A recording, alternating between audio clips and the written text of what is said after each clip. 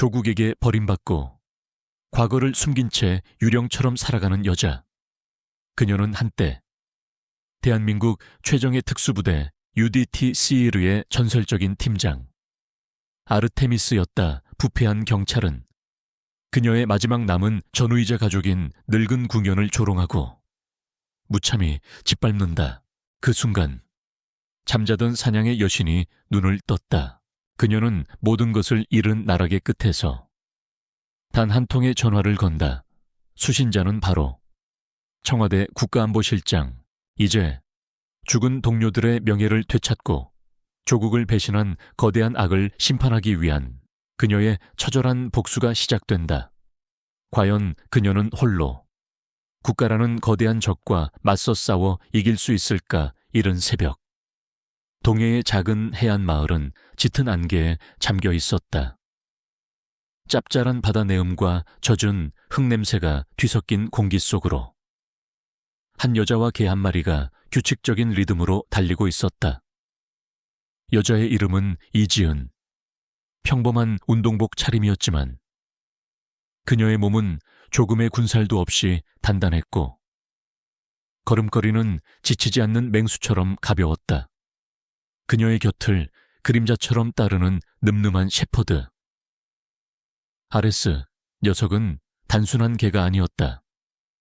그녀와 함께 지옥의 문턱을 넘나들었던 그녀의 유일한 전우였다. 이곳은 세상으로부터 잊혀진 곳이었다. 그리고 그녀는 세상으로부터 잊혀지기를 원하는 여자였다. 3년 전 모두가 죽었다고 믿는 그날의 작전 이후 대한민국 해군 특수전전단 UDT-CL의 전설적인 여군 팀장 아르테미스크는 죽었다.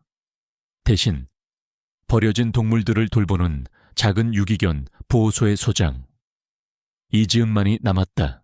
그녀가 해안도로의 익숙한 코너를 돌았을 때였다. 끼익 고급 외제차 2대가 그녀의 앞을 거칠게 막아섰다. 차에서 내린 것은 갓 다림질한 듯한 제복을 입은 경찰들이었다. 하지만 그들의 눈빛은 법을 수호하는 자의 그것이 아니었다. 먹잇감을 발견한 하이에나처럼 탐욕스럽고 오만한 빛을 띠고 있었다. 그들을 이끌고 나타난 남자는 파출소장의 아들이자 이 지역의 무법자로 통하는 최민석 순경이었다. 그는 채 기댄 채 껄렁한 미소로 그녀를 위아래로 훑어보았다. 야, 이 동네에 이런 미인이 숨어 살았네. 아가씨, 이른 아침부터 어딜 그렇게 바쁘게 가시나? 지은은 대답 대신 그들을 차갑게 바라보았다. 그녀는 본능적으로 위험을 감지했다. 비켜주시죠. 그녀의 차가운 태도에 최민석의 얼굴이 굳어졌다. 감히 천한 계집애가 자신의 심기를 거스르다니. 어쭈 눈빛 봐라 너. 내가 누군지 몰라. 이 동네 파출소장님이 우리 아버지셔. 그리고 저 윤태진 경찰청장님이 우리 아버지 친구분이시고 그는 권력을 과시하며 그녀에게 다가왔다. 아가씨가 뭘 좀 모르는 모양인데 이 동네는 곧 우리 아버지가 투자한 리조트로 싹 다 밀릴 거야. 당신 그 거지 같은 유기견 보호소도 마찬가지고 좋은 말 할 때 헐값에 딱 넘기고 꺼지는 게 좋을걸. 지은은 그제야 이 모든 상황을 이해했다. 이것은 단순한 시비가 아니었다. 계획된 협박이었다. 법대로 하시죠. 법하, 내가 바로 법이야. 이년아, 최민석이 이성을 잃고 그녀의 어깨를 거칠게 밀쳤다. 바로 그 순간 아레스가 맹렬하게 짖으며 그의 앞을 막아섰다. 크르르릉 월월. 녀석은 이빨을 드러냈지만 훈련된 궁연답게 섣불리 공격하지는 않았다. 오직 주인을 보호하기 위한 완벽하게 통제된 경고였다. 하지만 최민석은 개 한 마리에게 위협당했다는 사실에 자존심이 상했다. 이런 미친 개새끼가. 그는 허리춤에서 3단봉을 뽑아들었다. 그리고 망설임 없이 아레스의 머리를 향해 내리쳤다. 둔탁한 소리와 함께 아레스가 비명을 지르며 옆으로 쓰러졌다. 녀석의 머리에서 붉은 피가 흘러내렸다. 그 순간 이지은의 세상이 멈췄다. 그녀의 귓가에서 모든 소리가 사라졌다. 오직 자신의 마지막 전우가 내뱉는 고통스러운 신음소리만이 들려왔다. 그녀의 눈이 아주 서서히, 그러나 분명하게 변하기 시작했다. 평범한 여자의 눈빛은 사라지고 그 자리에는 모든 감정이 제거된 지옥의 빙하처럼 차갑고 공허한 눈빛이 떠올랐다. 그녀의 온몸에서 뿜어져 나오는 기운이 주변의 공기를 얼어붙게 만들었다. 그녀는 더 이상 유기견 보호소 소장이 아니었다. 그녀는 적의 심장을 꿰뚫는 사냥의 여신 아르테미스로 돌아왔다. 그녀는 천천히, 아주 천천히 자리에서 일어섰다. 그리고 피를 흘리며 쓰러져 있는 아레스에게 다가가 그의 머리를 자신의 무릎 위에 뉘었다. 그녀는 최민석을 쳐다보지 않았다. 그녀는 그저 자신의 마지막 전우의 눈을 들여다보며 나지막이 속삭였다. 미안하다. 아레스, 내가 너무 오래 잠들어 있었구나. 그리고 그녀는 최민석과 경찰들을 향해 고개를 돌렸다. 그녀의 목소리는 감정이 없는 기계음처럼 조용하고 섬뜩했다. 너희들은 건드리지 말아야 할 것을 건드렸다. 최민석은 그녀의 변화에 본능적인 공포를 느꼈지만 허세를 부리며 소리쳤다. 뭐야? 저 미친년이 당장 전현을 공무집행방해 죄로 체포해 경찰 2명이 그녀에게 달려들었다. 그 다음 벌어진 일은 싸움이 아니었다. 일방적인 진압이었다. 지은의 몸이 그림자처럼 움직였다. 그녀는 상대의 주먹을 흘려보냄과 동시에 팔꿈치로 상대의 명치를 가격했다. 억 하는 신음과 함께 경찰이 쓰러졌다. 다른 경찰이 삼단봉을 휘둘렀지만 그녀는 그것을 가볍게 피하며 상대의 손목 관절을 꺾어 삼단봉을 빼앗았다. 그리고 그 삼단봉으로 상대의 다리 급소를 정확하게 가격했다. 불과 몇 초 만에 건장한 경찰 2명이 바닥에 쓰러져 신음하고 있었다. 최민석은 공포에 질려 허리춤에서 권총을 뽑아들었다. 움직이지 마. 움직이면 쏴버릴 거야. 하지만 지은은 멈추지 않았다. 그녀는 총구를 향해 오히려 천천히 걸어왔다. 그녀의 눈에는 죽음에 대한 두려움 따위는 없었다. 최민석이 공포에 질려 방가쇠를 당기려는 순간 그녀의 손에 들려있던 삼단봉이 번개처럼 날아가 그의 손목을 정확하게 강타했다. 쨍그랑 소리와 함께 총이 바닥으로 떨어졌다. 지은은 그의 턱을 잡아 바닥에 내리꽂았다. 그녀는 그의 목에 삼단봉을 겨누었다. 그녀의 눈에는 차가운 살기가 가득했다. 내 놈 배우가 누구지? 윤태진 경찰청장. 맞나? 최민석은 공포에 질려 오줌을 지르며 고개를 끄덕였다. 그 순간 멀리서 경찰 사이렌 소리가 울려 퍼지기 시작했다. 지원 병력이 오고 있었다. 지은은 최민석을 바닥에 내버려 둔 채 피투성이에 아레스를 안아들었다. 그리고 유령처럼 숲속으로 사라졌다. 몇 시간 뒤 파출소. 최민석은 자신의 아버지와 윤태진 청장에게 전화를 걸어 자신이 정신 나간 여자에게 습격당했다며 모든 것을 부풀려 보고했다. 윤태진 청장은 경노했다. 감히 누가 자신의 아들 친구이자 자신의 비호 아래 있는 자를 건드린단 말인가. 그는 즉시 이지은이라는 여자를 경찰 폭행 및 무기 탈취 혐의로 전국에 긴급 수배하라고 명령했다. 하지만 그들이 모르는 것이 있었다. 지은은 도망친 것이 아니었다. 그녀는 아레스를 데리고 자신의 옛군 동료가 운영하는 비밀 동물병원으로 향했다. 그리고 그곳에서 그녀는 단 한 통의 전화를 걸었다. 수신자는 평범한 번호가 아니었다. 청와대 국가안보실 직통 라인이었다. 수화기 너머로 익숙하고 위험 있는 목소리가 들려왔다.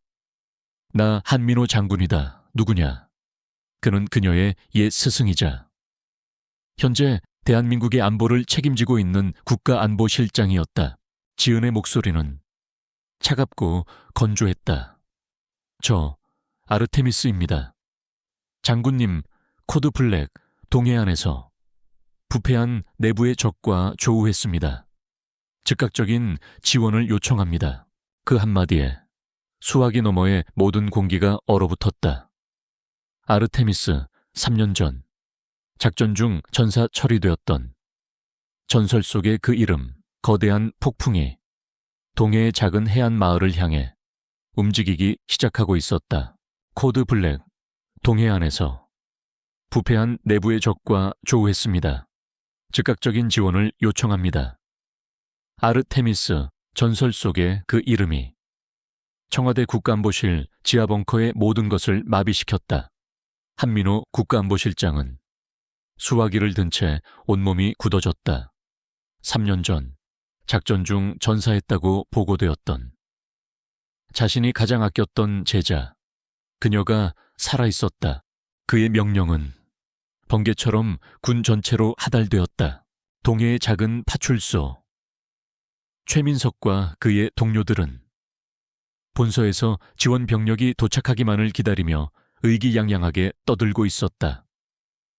그들은 자신들이 체포하게 될 미친년이 대한민국을 뒤흔들 폭풍의 눈이라는 사실을 꿈에도 모른 채 바로 그때였다.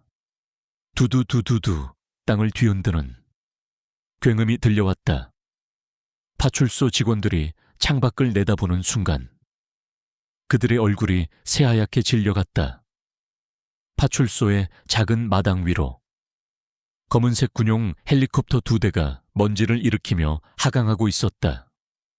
헬리콥터에서 완전 무장한 헌병 특수임무대 SDT 대원들이 로프를 타고 순식간에 지상으로 쏟아져 내렸다. 쾅 파출소의 문이 폭발과 함께 날아갔다. 섬광탄이 터지고 칠흑 같은 전투복을 입은 특임대 대원들이 일사불란한 움직임으로 파출소 내부를 완벽하게 장악했다. 모두 무릎 꿇고 머리 위로 손 올려 저항하는 자는 즉시 사살한다. 이 모든 혼란의 한가운데로 국방부 합동조사단의 단장을 맡은 한 장성이 걸어 들어왔다. 그는 파출소장과 공포에 질려 떨고 있는 최민석을 향해 국방부 장관의 직인이 찍힌 체포영장을 내밀었다. 최민석 순경외 3인. 당신들을 국가안보자산에 대한 테러 및 직권남용, 군사기밀보호법 위반 교사 혐의로 긴급 체포한다. 그들의 죄목은 단순한 경찰 폭행이 아니었다. 국가 반역에 준하는 무시무시한 것이었다. 이 사건은 너무나도 민감하고 거대했다. 사건은 경찰의 손을 떠나 검찰의 핵심 부서인 서울중앙지검 특수부로 이첩되었다. 그리고 이 폭탄 같은 사건의 담당 검사로 강직함과 능력으로 명성이 자자한 젊은 검사 김도연이 임명되었다. 그는 자신의 사무실에서 사건 파일을 읽고 있었다. 무장 경찰 여러 명을 맨손으로 순식간에 제압한 여자. 그는 처음에는 이것이 과장된 보고라고 생각했다.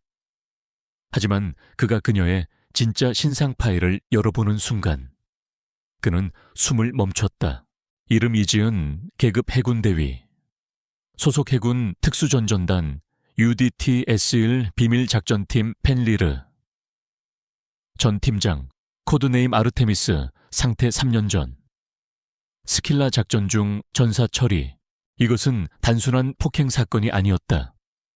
국가의 가장 깊은 그림자 속에 숨겨져 있던 거대한 비밀이 수면 위로 떠오른 위험한 사건이었다. 김도현은 군 보안시설이 된 지은의 비밀 동물병원으로 그녀를 찾아갔다. 그녀는 더 이상 피해자가 아니었다. 그녀는 군인이었다. 머리에 붕대를 감은 궁연 아레스가 그녀의 곁을 지켰고 그녀는 조금의 감정도 드러내지 않은 채 기계처럼 그날의 사건을 진술했다. 도연은 민간인 증인을 대하듯 그녀에게 질문했다. 당시 상황을 좀 더 자세하게 설명해 주시겠습니까? 왜 그들을 공격해야만 했죠? 지은은 그의 질문에 차가운 눈으로 그를 바라보았다. 그들은 내 동료를 공격했소.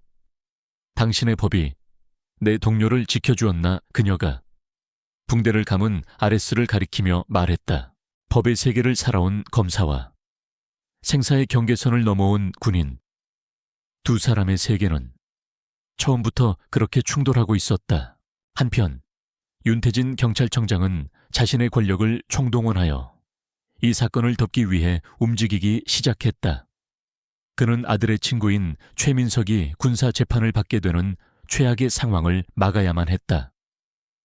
그는 검찰총장에게 압력을 넣었고 그날 사건의 목격자였던 마을 주민들은 갑자기 진술을 번복하기 시작했다. 파출소의 CCTV 영상은 시스템 오류로 인해 삭제되었다. 도연은 거대한 벽에 부딪혔다. 그가 믿었던 정의의 시스템이 보이지 않는 손에 의해 썩어가고 있음을 깨달았다. 바로 그때 지은이 그에게 비밀리에 연락을 해왔다. 두 사람은 늦은 밤 인적 없는 한강 둔치에서 만났다. 지은은 그에게 자신이 직접 수집한 정보가 담긴 USB 하나를 건넸다. 그 안에는 윤태진 청장이 과거부터 최민석의 아버지인 재벌 회장과 부적절한 커넥션을 맺어왔다는 증거들이 담겨 있었다. 나는 당신들의 법을 믿지 않지만 당신이라는 사람은 믿어보겠소. 검사 양반, 그녀는 그에게 위험한 동맹을 제안했다. 자신은 유령처럼 어둠 속에서 정보를 수집할 것이다. 그리고 당신은 그 정보를 빛 속에서 법이라는 이름의 칼로 만들어 달라고. 도연은 갈등했다. 불법적으로 수집된 증거, 자신의 경력을 송두리째 날려버릴 수도 있는 위험한 도박. 하지만 그는 거대한 악 앞에서 무력하게 무너져 내리는 정의를 더 이상 보고만 있을 수는 없었다. 그는 그녀의 제안을 받아들였다. 그날 이후 도연은 지은의 곁에서 그녀의 또 다른 모습을 보았다. 그녀는 붕대를 감은 아레스의 상처를 세상에서 가장 부드러운 손길로 치료해 주었다. 그녀의 눈에는 군인의 냉혹함 대신 깊은 슬픔과 연민이 담겨 있었다. 도연은 전설적인 군인의 가면 뒤에 숨겨진 상처 입은 한 여인의 영혼을 보았다. 그리고 그의 마음속에 그녀를 지켜주고 싶다는 낯선 감정이 싹트기 시작했다. 늦은 밤 자신의 사무실로 돌아온 도연은 컴퓨터에 새로운 비밀 폴더 하나를 만들었다. 폴더의 이름은 프로젝트 아르테미스. 그들의 위험한 공조가 마침내 시작된 것이다. 같은 시각 지은은 한민호 장군과 비밀 화상 통화를 하고 있었다. 조심하거라. 지은아, 윤태진은 네가 생각하는 것보다 훨씬 더 교활하고 잔인한 셔군이다. 그는 너를 막기 위해 무슨 짓이든 할 것이다. 지은은 어두운 모니터 화면에 비친 자신의 얼굴을 보았다. 그녀의 눈은 사냥을 앞둔 안표범처럼 차갑고 결의에 차 있었다. 알고 있습니다. 장군님, 그래서 제가 직접 사냥을 시작해야겠습니다. 빛의 검사와 어둠의 사냥꾼 두 사람의 거대한 악을 향한 두 개의 전선이 마침내 형성되고 있었다. 김도연 검사 앞의 길은 가시밭길이었다. 경찰청장 윤태진의 보이지 않는 압력은 검찰 조직 전체를 짓누르고 있었다. 최민석 일당에 대한 수사는 지지부진했고 사건의 본질은 과잉 대응한 전직 군인과 피해를 입은 경찰의 구도로 교묘하게 왜곡되고 있었다. 목격자들은 진술을 번복했고 언론은 그녀를 PTSD에 시달리는 불안정한 전역 군인으로 몰아갔다. 그녀가 믿었던 정의의 시스템은 거대한 권력 앞에서 힘없이 무너져 내리고 있었다. 이지은은 김도현을 통해 전달되는 이 모든 상황을 안전가옥에서 묵묵히 듣고 있었다. 그녀의 눈이 차갑게 빛나기 시작했다. 그녀는 법이라는 이름에 묻인 칼이 괴물의 가죽을 뚫을 수 없다는 것을 깨달았다. 당신은 당신의 방식으로 싸우시오. 김 검사. 나는 내 방식으로 싸우겠소. 그녀는 더 이상 증인이나 피해자의 역할에 머무르지 않기로 결심했다. 그녀는 다시 사냥꾼 아르테미스가 되기로 했다. 그녀의 첫 번째 사냥감은 가장 약하고 가장 오만한 고리 최민석이었다. 지은은 한민호 실장의 정보팀을 통해 최민석의 모든 것을 파악했다. 그의 은밀한 사생활, 그의 돈 문제, 그리고 그의 가장 깊은 두려움까지. 며칠 뒤 밤, 최민석은 자신의 최고급 오피스텔로 돌아왔다. 그는 최근 벌어진 일들로 인해 의기양양해 있었다. 그는 미친 군발이 년을 완벽하게 제압했다고 믿었다.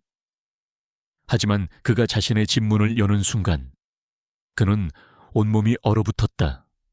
아무것도 도난당하지 않았다. 하지만 그의 집은 완벽하게 정리되어 있었다. 그가 아끼는 모든 명품 시계들은 분해되어 부품 하나하나가 테이블 위에 가지런히 놓여 있었다.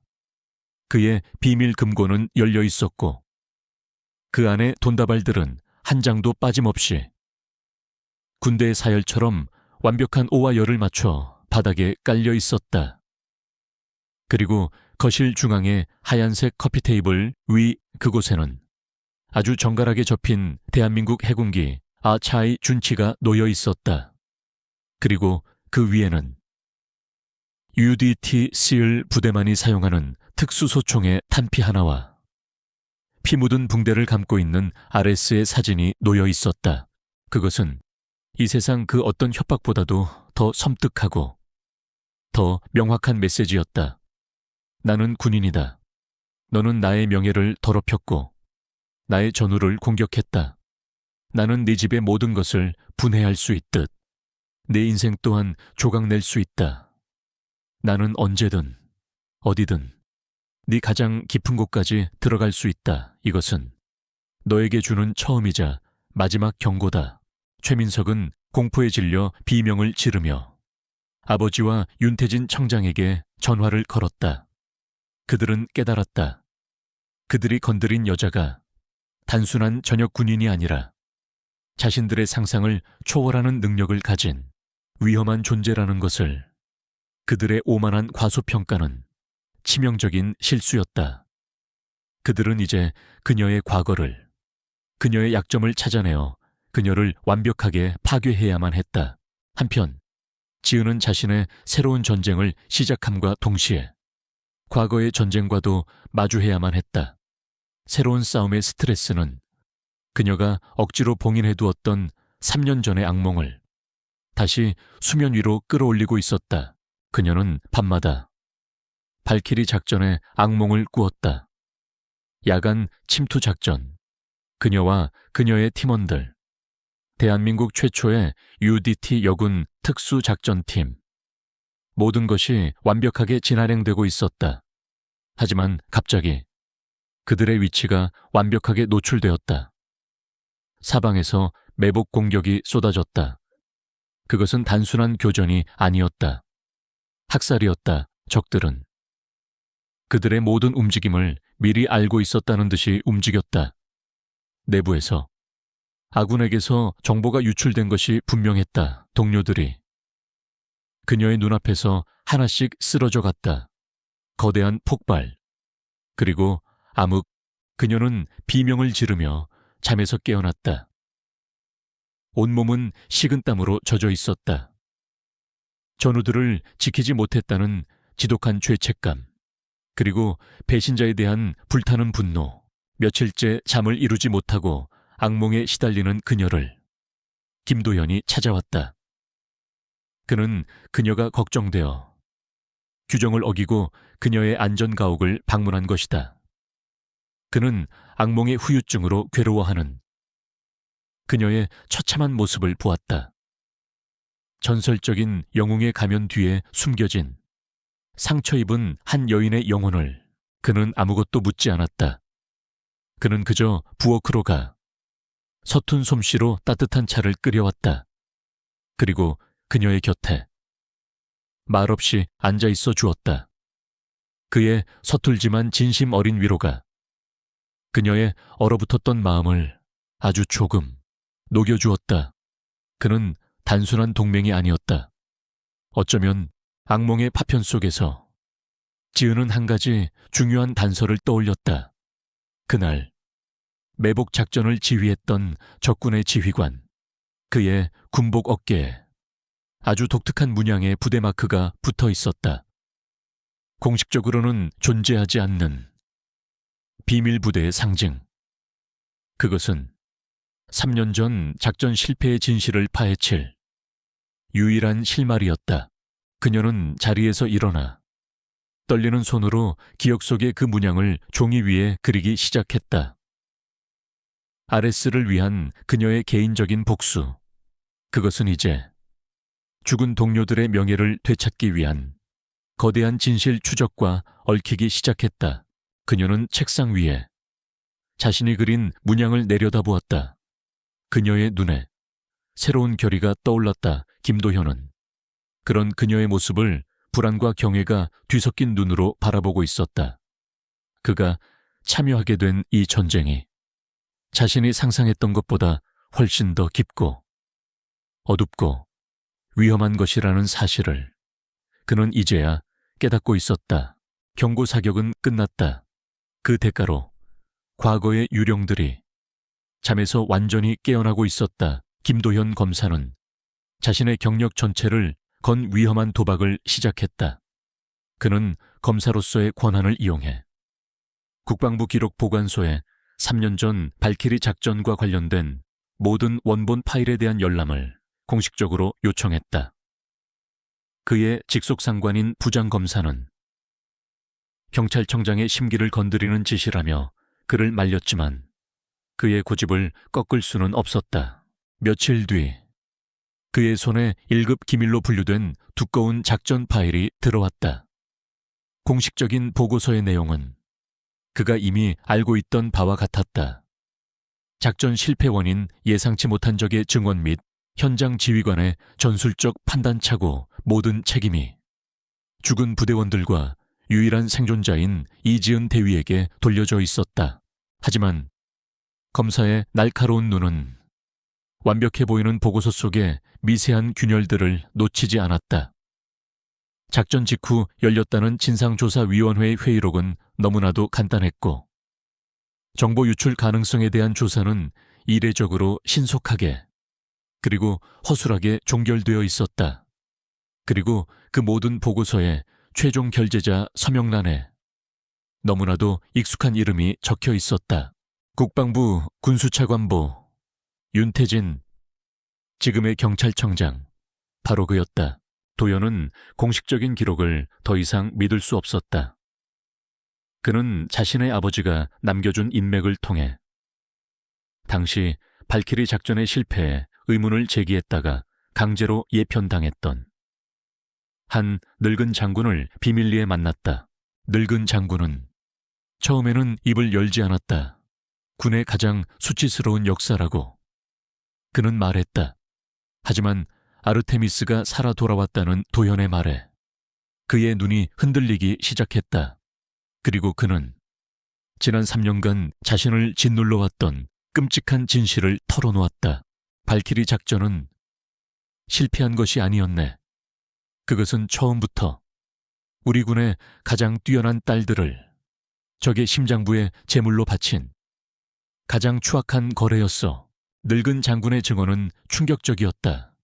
당시 윤태진 차관보는 적국과의 뒷거래를 통해 대한민국의 최첨단 미사일 기술을 팔아넘기고 그 대가로 천문학적인 비자금을 챙기고 있었다. 이지은 대위가 이끌던 아르테미스 팀의 임무는 사실 그 무기 기술을 테스트하기 위한 위장 작전이었다. 하지만 작전 도중 그녀의 팀은 윤태진의 불법 거래 현장을 우연히 목격하게 되었다. 모든 것을 덮기 위해 윤태진은 적에게 아르테미스 팀의 모든 침투 경로와 정보를 팔아넘겼다. 그는 자신의 반역 행위를 숨기기 위해 대한민국 최고의 여군들을 그렇게 죽음으로 내몰았던 것이다. 김도연의 온몸의 피가 차갑게 식는 것 같았다. 이제 모든 조각이 맞춰졌다. 3년 전 그가 저질렀던 반역의 진실을 알고 있는 유일한 생존자 이지은, 윤태진에게 그녀는 반드시 제거해야만 하는 눈의 가시였을 것이다. 시골 마을에서의 그 사건은 단순한 경찰 비리가 아니었다. 자신의 끔찍한 과거를 묻어버리기 위한 계획된 암살 시도였던 것이다. 그날 밤 도연은 안전가옥으로 지은을 찾아갔다. 그는 차마 자신이 알아낸 이 끔찍한 진실을 그녀에게 어떻게 전해야 할지 알 수 없었다. 그는 그녀에게 자신이 모은 자료들을 조용히 건넸다. 자신이 믿었던 조국에게, 그리고 가장 존경했던 상관에게 배신당했다는 사실, 자신의 동료들이 고작 한 명의 탐욕을 위해 개죽음을 당했다는 진실. 지은은 보고서를 읽는 내내 단 한마디도 하지 않았다. 그녀의 얼굴에서는 모든 감정이 사라져 있었다. 그녀를 짓누르던 지독한 죄책감과 실패의 기억은 이제 모든 것을 불태워버릴 듯한 차갑고 거대한 분노로 변해가고 있었다. 그녀의 복수는 이제 더 이상 아레스를 위한 개인적인 복수가 아니었다. 그것은 억울하게 죽어간 동료들의 명예를 되찾고 조국을 배신한 반역자를 심판대에 세워야만 하는 군인으로서의 마지막 임무가 되었다. 그녀는 악몽 속에서 보았던 그 낯선 부대 마크를 다시 떠올렸다. 이제 모든 것이 분명해졌다. 그 부대 마크는 적군의 것이 아니었다. 윤태진이 불법 무기 거래를 위해 고용했던 다국적 용병 집단의 상징이었던 것이다. 그것이 바로 윤태진의 반역 행위를 증명할 수 있는 유일하고도 결정적인 연결고리였다. 이제 그들의 싸움은 더 이상 단순한 법정 다툼이 아니었다. 그것은 국가의 안보와 죽은 영웅들의 명예, 그리고 살아남은 자의 숙명이 걸린 거대한 전쟁이었다. 김도현은 더 이상 강직한 검사이기만 한 것이 아니었다.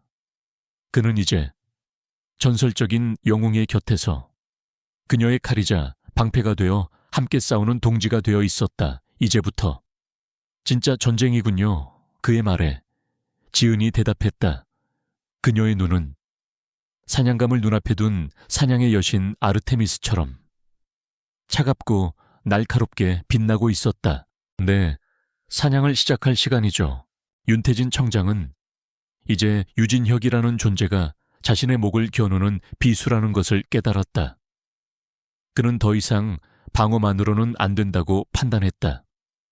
그는 자신이 가진 가장 강력한 무기, 즉 국가 시스템 그 자체를 이용해 그녀를 사회적으로 그리고 법적으로 완전히 매장시켜버릴 끔찍한 계획을 세웠다. 그는 군 내부에 심어둔 자신의 첩자와 그가 장악한 언론을 움직였다. 며칠 뒤 대한민국은 다시 한번 충격적인 뉴스에 휩싸였다. 단독 UDT의 영웅 아르테미스 대위. 알고 보니 이중간첩 발키리 작전 정보 유출의 주범. 뉴스는 3년 전 발키리 작전의 실패 원인이 바로 당시 팀장이었던 이지은 대위가 작전 정보를 적국에 팔아넘겼기 때문이라고 보도했다. 그녀의 전사 처리는 사실 그녀의 탈출을 돕기 위한 위장이었다는 것이다. 조작된 금융거래 내역과 위조된 통신 기록들이 그 거짓말을 그럴싸하게 포장했다. 여론은 순식간에 뒤집혔다. 비운의 영웅은 하루아침에 나라를 팔아먹은 반역자가 되었다. 국방부는 즉시 이지은 대위에 대한 반역죄 혐의로 체포영장을 발부했다. 그녀를 체포하기 위해 그녀가 머물고 있는 안전가옥으로 출동한 것은 경찰이 아니었다. 그녀와 같은 훈련을 받은 최정예 군사경찰 특임대였다. 그녀를 가장 잘 아는 자들이 이제 그녀의 사냥개가 된 것이다. 한민호 실장의 긴급한 연락을 받고 지은과 아레스는 가까스로 포위망을 뚫고 탈출했다. 그녀는 이제 자신이 평생을 바쳐 충성했던 조국에게 쫓기는 외로운 도망자가 되었다. 한편 김도연 검사는 그의 검사 인생 최대의 위기에 봉착했다. 상부에서는 그에게 반역자 이지은에 대한 수사를 지휘하고 그녀를 기소하라는 명령을 내렸다. 그가 손에 쥔 수사 파일은 너무나도 완벽하게 그녀를 범인으로 지목하고 있었다. 하지만 그는 알고 있었다. 이 모든 것이 거대한 거짓이라는 것을. 그는 선택의 기로에 놓였다. 부패한 시스템에 순응하고 무고한 여자를 반역자로 만들어 자신의 출세길을 보장받을 것인가? 아니면 자신의 모든 것을 걸고 시스템과 맞서 싸워 그녀의 편에 설 것인가? 그는 비에 젖은 채 자신을 바라보던 그녀의 그 강직한 눈빛을 떠올렸다. 그는 자신의 검사 배지를 책상 위에 내려놓고 사직서를 작성하기 시작했다. 그는 이제 더 이상 검사가 아니었다. 그는 법이 외면한 한 여자를 위한 유일한 변호인이자 동지가 되기로 결심했다. 그는 지은이 숨어있는 한민호 실장이 마련해준 새로운 은신처로 향했다. 낡고 버려진 성당. 그녀는 그곳에서 세상에 대한 모든 믿음을 잃은 채 깊은 절망에 빠져 있었다. 당신도 결국엔 저들과 한패가 될 거요. 나를 배신하겠지. 그녀의 목소리는 차갑게 얼어붙어 있었다. 도연은 대답 대신 자신의 사직서를 그녀에게 보여주었다. 나는 더 이상 검사가 아니오. 이제부터는 당신의 유일한 변호인이자 당신의 동지요. 당신이 무죄라는 것을 내 모든 것을 걸고 증명하겠소. 그의 흔들림 없는 눈빛 앞에서 그녀의 얼어붙었던 마음이 아주 조금 흔들리기 시작했다. 그들의 상황은 최악이었다. 그들은 이제 국가라는 거대한 적에게 쫓기는 도망자 신세였다. 그들에게 남은 유일한 희망은 발키리 작전의 진실을 알고 있을 또 다른 생존자를 찾아내는 것뿐이었다.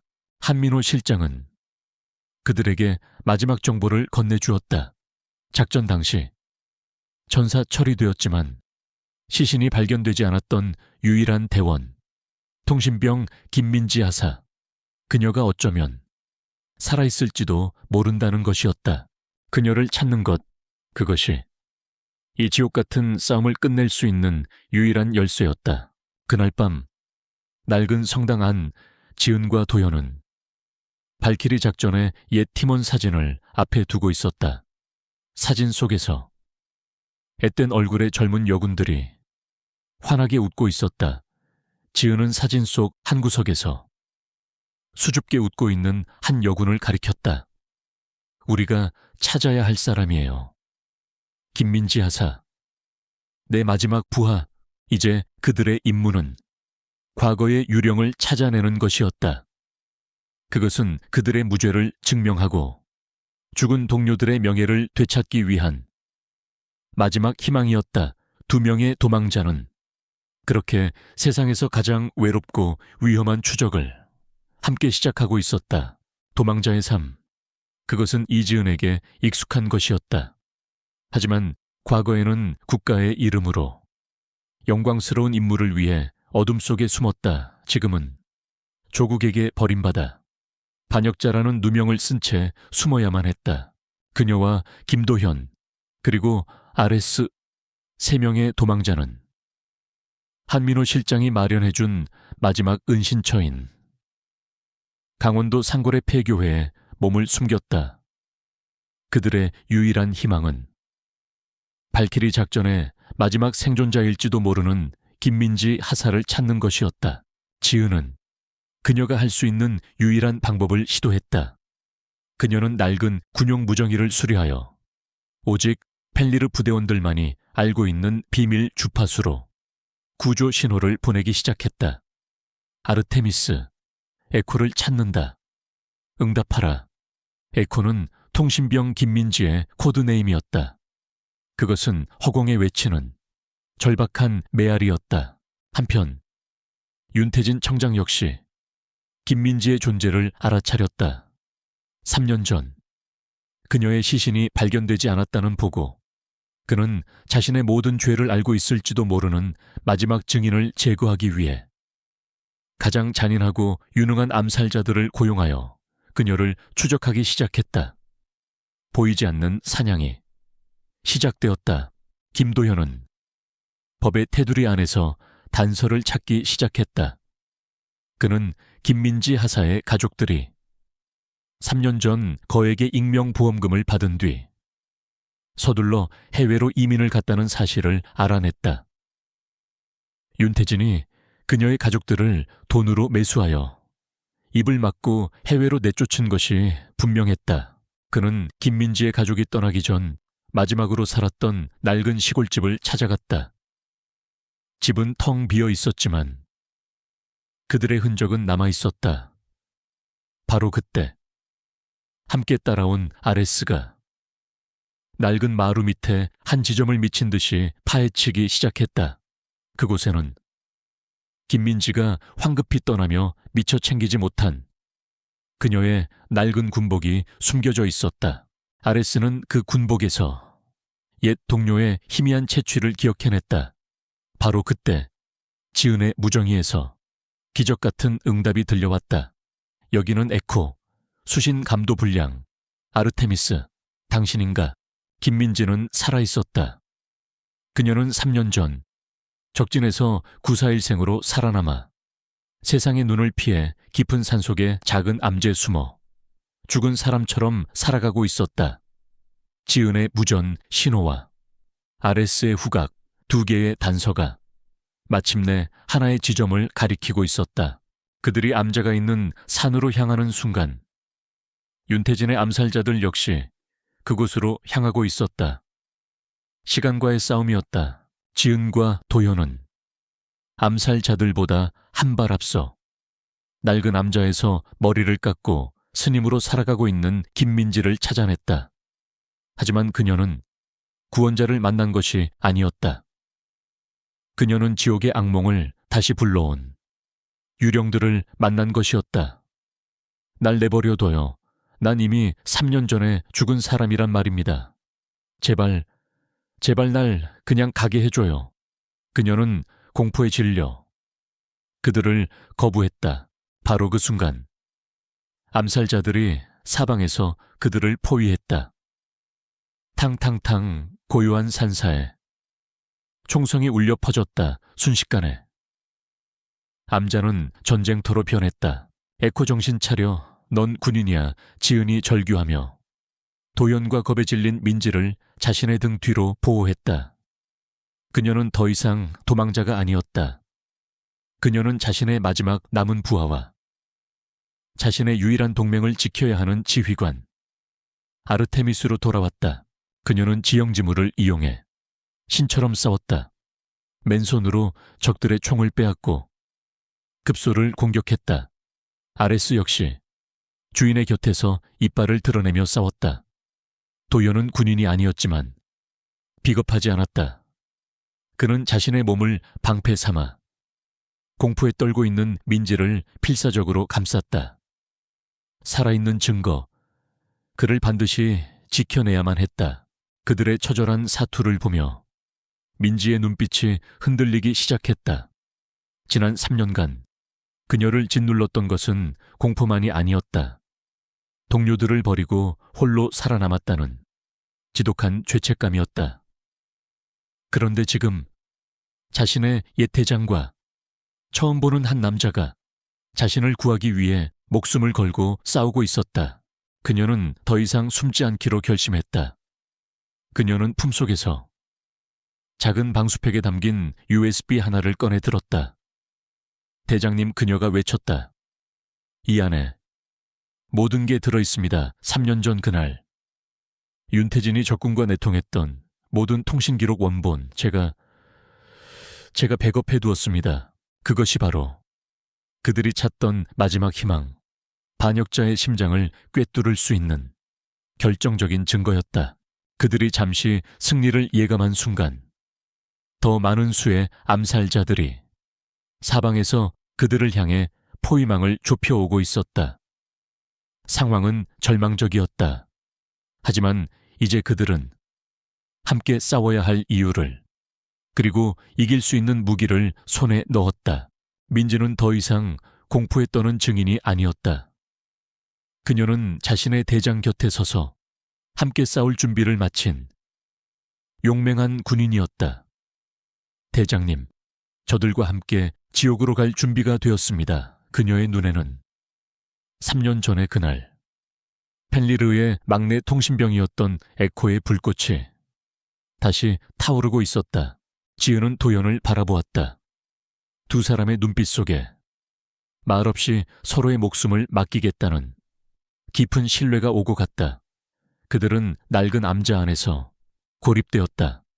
하지만 그들은 그 어느 때보다도 더 강하게 하나가 되어 있었다. 고립된 암제에서의 밤은 길고 치열했다. 이지은은 마치 3년 전의 마지막 작전으로 돌아간 듯 지휘관 아르테미스로서 모든 것을 지휘했다. 그녀는 암자의 지형과 구조를 이용해 최소한의 자원으로 적의 공격을 막아냈다. 김도현은 그녀의 지시에 따라 부상당한 김민지 하사를 보호했고, 아레스는 녀석의 날카로운 감각으로 적의 움직임을 미리 알려주었다. 하지만 적의 숫자는 너무 많았다. 그들이 버틸 수 있는 시간은 얼마 남지 않았다. 대장님, 저 때문에, 김민지가 절망적인 목소리로 말했다. 아니, 우리 때문이다. 지은이 그녀의 손을 잡았다. 우리는 함께 살아서 이 지옥을 빠져나간다. 그리고 죽은 동료들의 이름으로 반드시 저놈들을 심판할 거야. 지은은 마지막 탈출 계획을 세웠다. 그녀는 한민호 실장에게 구조 헬기 좌표를 보내는 한편 그들을 향한 마지막 덫을 놓았다. 다음 날 새벽, 암자를 포위하고 있던 암살자들은 그들이 낡은 지프차를 타고 산길을 따라 도주하는 것을 발견했다. 그들은 총공세를 퍼부으며 차를 추격했다. 치열한 추격전 끝에 지프차는 절벽 아래로 추락하여 거대한 폭발과 함께 불타올랐다. 모든 것이 끝났다고 생각한 암살자들이 현장을 확인하기 위해 접근하는 순간 그들의 등 뒤에서 진짜 아르테미스츠가 나타났다. 추락한 지프차는 미끼였다. 그녀와 동료들은 그 틈을 이용해 반대편으로 이미 빠져나간 뒤였다. 유진혁, 김도현, 김민지, 그리고 아레스, 그들은 한민호 실장이 보낸 헬기를 타고 유유히 포위망을 벗어났다. 이제 모든 증거와 증인이 확보되었다. 하지만 윤태진이라는 괴물은 여전히 대한민국 경찰의 수장이었다. 그들은 그를 법정에 세우기 위한 마지막 작전을 계획했다. 그들은 윤태진이 가장 신임하는 부하이자 그의 모든 비자금을 관리해온 한 경찰 간부를 납치했다. 그리고 그를 이용해 윤태진에게 거짓 정보를 흘렸다. 김민지 하사가 탈출 과정에서 심각한 부상을 입고 현재 의식불명 상태다. 그녀는 혼수 상태에서 또 다른 증거 자료의 위치를 헛소리처럼 내뱉고 있다. 그녀를 이대로 두면 위험하다. 초조해진 윤태진은 결국 마지막 실수를 저질렀다. 그는 더 이상 부하들을 믿지 못하고 자신의 손으로 직접 마지막 증거를 인멸하고 마지막 증인의 숨통을 끊어놓기 위해 움직였다. 그가 향한 곳은 김도현의 동료 의사가 운영하는 외딴 곳의 작은 개인 병원이었다. 그날 밤 병원 안은 거대한 연극 무대처럼 완벽하게 준비되어 있었다. 김민지는 의식불명 환자를 연기했고 병원 곳곳에는 초소형 카메라와 녹음 장치가 설치되어 있었다. 윤태진이 소수의 부하들만 데리고 병실 안으로 들어왔다. 그는 침대에 누워있는 민지를 내려다보며 비릿한 미소를 지었다. 그리고 독극물이 든 주사기를 꺼내 들었다. 끈질긴 년, 이제 편히 잠들어라. 그가 주사기를 민지의 팔에 꽂으려는 순간 병실의 모든 불이 켜졌다. 그의 앞에는 3년 전에 낡은 UDT 전투복을 입은 이지은이 서 있었다. 그녀의 눈은 지옥에서 돌아온 복수의 여신처럼 차갑게 빛나고 있었다. 오랜만이군. 윤태진 청장. 아니, 조국을 팔아먹은 반역자. 윤태진은 함정에 빠졌다는 것을 깨달았다. 지은은 지난 3년간 그녀를 괴롭혔던 모든 질문들을 그의 면전에 던졌다. 그녀는 죽어간 동료들의 이름을 하나씩 똑똑히 불렀다. 궁지에 몰린 윤태진은 마침내 광기 어린 본색을 드러냈다. 그래, 내가 죽였다. 그 쓸모없는 계집애 군인년들. 전부 다 내가 죽게 만들었어. 썩어빠진 이 나라를 바로 세우기 위해서라면. 그깟 희생쯤은 아무것도 아니야. 내가 바로 이 나라의 정이다. 그의 끔찍한 자백이 병실 안에 울려 퍼지는 순간이었다.